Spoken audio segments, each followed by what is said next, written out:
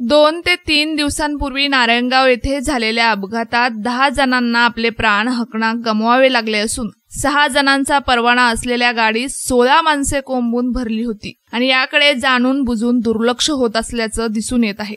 या अपघातामुळे जुन्नर तालुक्याच्या ग्रामीण भागातील सर्वच रस्त्यांवर अवैध वाहतूक सर्रासपणे सुरू असल्याचं चित्र दिसून येत आहे। त्याचे हे जिवंत उदाहरण आहे। बेल्हे येथील आठवडे बाजारातील या मालवाहू गाडीमध्ये महिला व लहान मुलांसह जवळपास 40 ते 45 प्रवासी खचाखच कोंबून भरले होते। अशा प्रकारांमुळे प्रवाशांचा जीव धोक्यात येत असून याला आवर कोण घालणार असा प्रश्न निर्माण होत असून अपघात झाल्यावरच आपण जागे होणार का? अपघात झाल्यानंतर अनेक नेते मंडळी येतात, कार्यकर्ते देखील येतात, परंतु अपघात होऊ नये यासाठी कोण पुढे येणार हा प्रश्न कोण सोडवणार? की काल परवाच्या घटनेसारखे हकनाक निष्पाप जीव जाताना सगळेच पाहणार? अवैध वाहतूक करणाऱ्यांवर कारवाई होणार का याकडे सगळ्यांचं लक्ष लागलं आहे।